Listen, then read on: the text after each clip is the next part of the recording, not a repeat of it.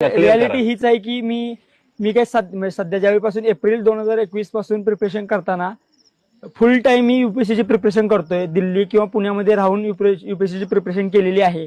या दरम्यान कधीही मी 1 महिना किंवा 2 महिना बकऱ्यांच्या मागे गेलेलो नाहीये.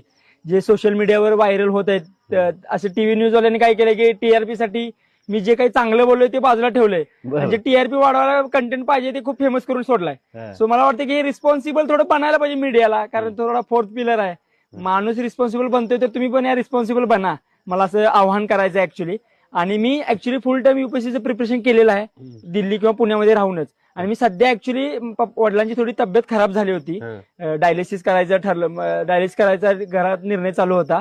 आम्ही त्यामध्ये विचार विनिमय करायचे आणि थोडं वडिलांना घरी राहून थोडंसं म्हणजे जेवण वगैरे पण जात नव्हतं. सो मग वडिलांना बकऱ्यांचं दूध वगैरे पण खूप आवडत होतं. मग त्या निमित्तानं आम्ही बकऱ्यात गेलो होतो ऍक्च्युली 4-5 दिवस रिझल्टच्या आधी. आणि त्या निमित्तानं 21-22 ला रिझल्ट दिला असं वाटत होतं. पण आता मग रिझल्ट येणार आहे म्हणून आपली लाईफस्टाईल तर जगायची सोडणार नाही ना आपण.